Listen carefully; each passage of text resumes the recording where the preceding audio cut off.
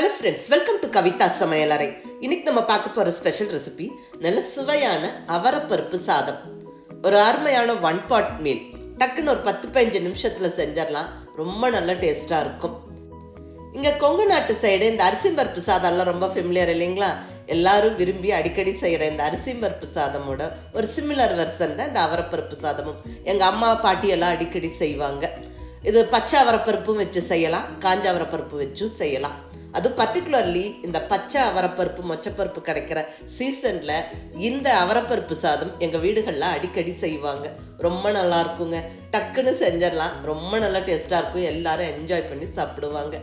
So miss பண்ணாமல் நீங்களும் try பண்ணி பாருங்கள். கண்டிப்பாக உங்களுக்கும் ரொம்ப பிடிக்கும். வாங்க ரெசிபி எப்படின்னு பார்க்கலாம். இங்கே ஒரு டம்ளர் அளவுக்கு அரிசியை அளந்து எடுத்து வச்சுருக்கிறேன். நான் இங்கே எடுத்துருக்கிறது பொன்னி புழுங்கல் அரிசி. சாப்பாட்டுக்கு நம்ம டெய்லி பயன்படுத்துகிற அரிசி ஒரு டம்ளர் எடுத்துக்கோங்க. இப்போ அரிசி ஒரு அகலமான பவுலில் சேர்த்தாச்சு. இதில் தண்ணி விட்டு நல்ல ஒரு 2-3 வாட்டி அலசி கழுவிடுவோம். கழுவின அரிசியில் நம்ம நல்ல தண்ணி விட்டு ஊற வச்சிடலாம். அதிக நேரம் ஊறணும்னு அவசியம் இல்லைங்க. ஒரு 10-15 நிமிஷம் ஊறிட்டு இருக்கட்டும். அந்த டைமில் நம்ம இந்த சாதம் தாளிக்க தேவையான மற்ற பொருட்கள் எல்லாம் ரெடி பண்ணி வச்சுக்கலாம். ஸோ இருக்கட்டும். அடுத்தது அவரைப்பருப்பு. நான் இங்கே எடுத்துருக்கிறது பச்சை அவரைப்பருப்பு, பச்சை மொச்சப்பருப்புன்னு சொல்லுவாங்க. ஒரு 1/2 டம்ளருக்கு மேலே எடுத்துருக்கிறேன். எந்த டம்ளரில் நம்ம ரைஸ் இருந்துக்கிட்டோமோ அதுலேயே ஒரு 1/2 டம்ளருக்கு மேலே இங்கே பச்சை அவரைப்பருப்பு மொச்சப்பருப்பு. பர்டிகுலர்லி இந்த சீசனில் இப்போ அதிகமாக மார்க்கெட்டில் நம்மளுக்கு இந்த பச்சை அவரைப்பருப்பு கிடைக்கும். இதில் நிறைய விதமான டிஷ்ஷஸ் பண்ணலாம். குருமா, குழம்பு, புளிக்குழம்பு, காரக்குழம்பு, பொரியல், இந்த மாதிரி சாதம் எல்லாமே பண்ணலாங்க. ஒரு சில ரெசிபீஸ் எல்லாம் ஆல்ரெடி அப்லோட் பண்ணிட்டேன். இன்றைக்கி அவரைப்பருப்பு சாதம் பார்க்குறோம். இந்த பச்சை மொச்சப்பருப்பை ஃப்ரெஷ்ஷாக உரிச்சு எடுத்து ஒரு 2 தடவை கழுவி வச்சிடுறோம். இந்த அவரைப்பருப்பு சாதம் நம்ம இந்த மாதிரி பச்சை மொச்சப்பருப்புலையும் செய்யலாங்க, காஞ்ச பருப்புலையும் செய்யலாம். அதிக நேரம் பருப்பை ஊற வச்சுக்கணும். பட் பச்சை மொச்சப்பருப்பு நல்ல டேஸ்ட் கொடுக்கும். பர்டிகுலர்லி இந்த சீசனில் மிஸ் பண்ணாமல் நீங்கள் இந்த ரெசிபியை ட்ரை பண்ணி பாருங்கள். இப்போ சாதம் தாளிச்சிடலாங்க. ஸ்டவ்வில் நல்ல ஒரு அடிகனமான குக்கர் வச்சாச்சு. இதில் 2 ஸ்பூன் அளவுக்கு எண்ணெய் சேர்த்துக்கிறேன். எண்ணெய் கொஞ்சம் சூடானதுக்கப்புறம் 1 டீஸ்பூன் கடுகு உளுந்தம்பருப்பு போட்டு நல்லா பொரிய விட்டுறலாம். கூடவே ஒரு 1/2 டீஸ்பூன் அளவுக்கு சோம்பு சேர்த்துக்குவோம். இதெல்லாம் நல்லா பொரிஞ்சு வரும்போது நல்ல ஒரு 6-7 பல் பூண்டு இடித்து சேர்த்துக்குவோம். பாருங்கள், இந்த மாதிரி பூண்டு தட்டி எடுத்து சேர்த்துக்கணும். நல்லா இந்த ஆயிலில் போட்டு விட்டு நல்லா வதக்கி விட்டுடலாம். அந்த பூண்டோட வாசனை நல்லா வரணும். இப்போ அடுத்ததாக இதில் ஒரு கொத்து ஃப்ரெஷ்ஷான கருவேப்பிலையை போட்டுருவோம். கூடவே ஒரு 2-3 பச்சை மிளகா, ஒரு 3 வரமிளகா. பச்சை மிளகாவை 2-2 கட் பண்ணி சேர்த்துக்கிறேன். ஒரு ஃபியூ செகண்ட்ஸ் நல்லா வறுத்து விட்டுருவோம். இப்போ இதில் நம்ம சின்ன வெங்காயம் சேர்த்துக்கிறோம். ஒரு 15-20 சின்ன வெங்காயம் தோல் உரிச்சிட்டு சின்ன சின்ன பீசஸாக கட் பண்ணி வச்சுருக்கிறேன். அது சேர்த்தாச்சு. இந்த சாதம் தாளிக்க நம்ம பர்டிகுலர்லி சின்ன வெங்காயம் யூஸ் பண்ணும்போது டேஸ்ட் ரொம்ப நல்லாயிருக்கும். பட் சின்ன வெங்காயம் தான் யூஸ் பண்ணணும்னு கம்பல்சரி கிடையாது. நீங்கள் பெரிய வெங்காயமும் யூஸ் பண்ணலாம். நல்லா வதக்கி விட்டுருவோம். அந்த வெங்காயம் கொஞ்சம் கலர் மாறுற வரைக்கும் வதங்கட்டும். இப்போ இதில் தக்காளி சேர்த்துக்குவோங்க. 2 சின்ன சைஸ் தக்காளியை சின்ன சின்ன பீசஸாக கட் பண்ணி சேர்த்துக்கிறேன். இந்த தக்காளி நல்லா சாஃப்டாகி நல்லா மசிஞ்சு வர வரைக்கும் நம்ம வதக்கி விடணும். தக்காளி ஈஸி அண்ட் குயிக்காக நல்லா சாஃப்டாக வெந்து மசியறக்கு உப்பு, மஞ்சள் தூள் சேர்த்துருவோம். இங்கே ஒரு 1/2 டீஸ்பூன் அளவுக்கு உப்பு சேர்த்துக்கிறேன்.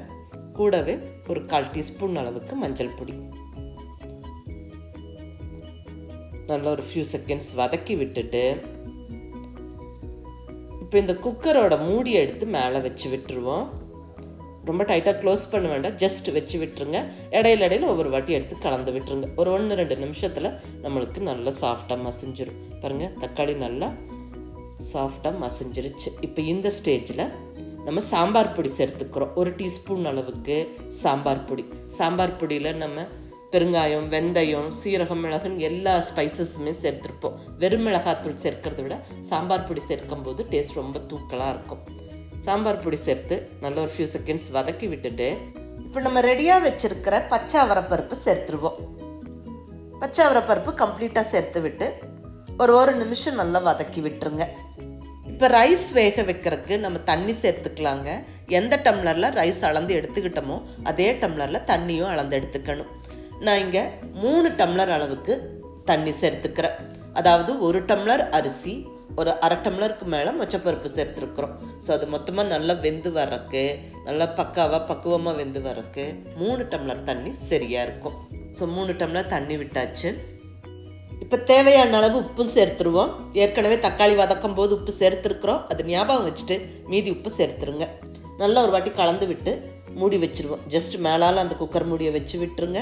ஸ்டவ் ஹைலியே இருக்கட்டும். ஒரு 2 நிமிஷத்தில் தண்ணி கொதிச்சிரும். பாருங்கள், இந்த மாதிரி நல்லா தண்ணி கொதிச்சதுக்கப்புறமா நம்ம ஊற வச்சு ரெடியாக வச்சுருக்கிற அரிசியை கம்ப்ளீட்டாக சேர்த்துருவோம். தண்ணியை வடிச்சிட்டு கம்ப்ளீட்டாக அரிசியை சேர்த்தாச்சு. கூடவே ஒரு கைப்பிடி அளவுக்கு பொடியாக நறுக்குன்னு கொத்தமல்லி இலையும் சேர்த்து விட்டு நல்ல ஒரு வாட்டி கலந்து விட்டுட்டு இப்போ அகைன் குக்கர் மூடியை எடுத்து ஜஸ்ட் அப்படியே மேலால் வச்சு விட்டுருங்க. ஒரு 5-6 நிமிஷத்துக்கு மேலே நல்லா கொதிச்சு வரட்டும். இப்போ ஒரு 6-7 நிமிஷம் ஆயிடுச்சுங்க. நான் ஓப்பன் பண்ணி கலந்து விடுறேன். பாருங்கள், ரைஸ் வந்து ஒரு 60%க்கு மேலே வெந்துருச்சு. தண்ணி ரைஸுக்கு ஈக்குவல் ஆகிடுச்சு. இப்போ இந்த ஸ்டேஜில் ஒரு ஸ்பூன் அளவுக்கு நெய் சேர்த்துக்கிறேன். இது நல்ல ஒரு வாசனையும் டேஸ்ட்டும் கொடுக்கும் ரைஸுக்கு. பட் இது வந்து ஆப்ஷனல், நீங்கள் வேணுன்னா சேர்த்துக்கலாம், இல்லைனா ஸ்கிப் பண்ணிக்கலாம். இப்போ அகைன் குக்கர் மூடியை நல்லா டைட்டாக போட்டு விட்டு வெயிட் வச்சு விட்டுட்டு ஸ்டவ்வை கண்டிப்பாக லோ ஃப்ளேமில் வச்சுக்கணும். நான் ஆல்ரெடி 60%க்கு மேலே ரைஸ் வெந்துருச்சுங்க.